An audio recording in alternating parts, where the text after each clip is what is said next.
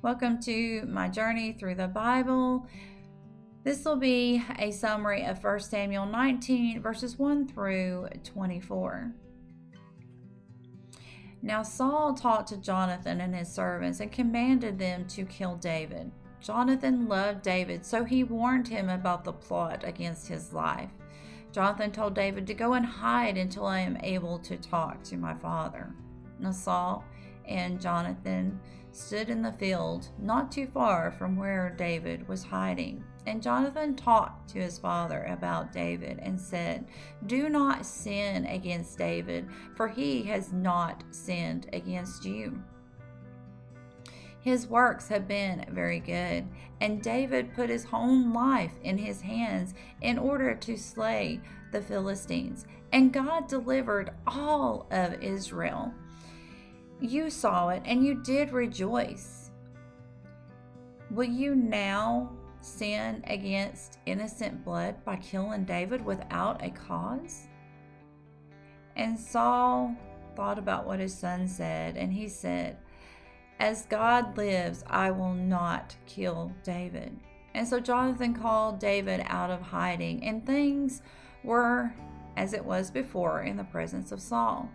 Now there was a great war against Philistines, and David went out, and there was a great slaughter, and the Philistines had fled from him.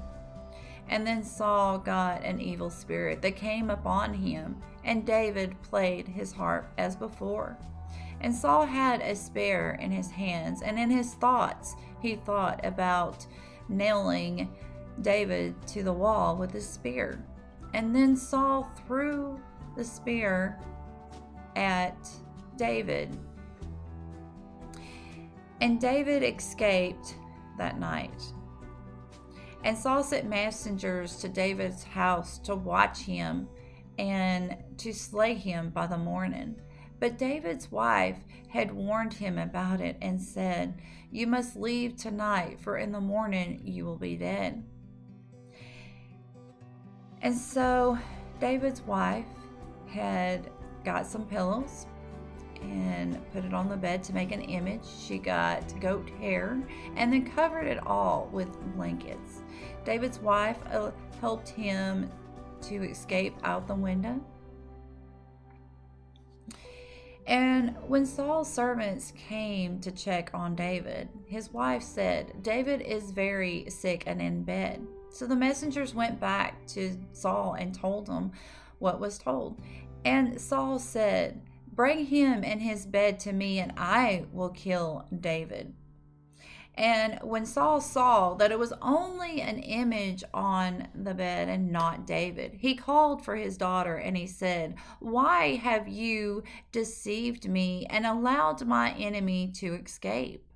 Now his daughter said, "Well, I was afraid. David said, 'Should I kill you?'"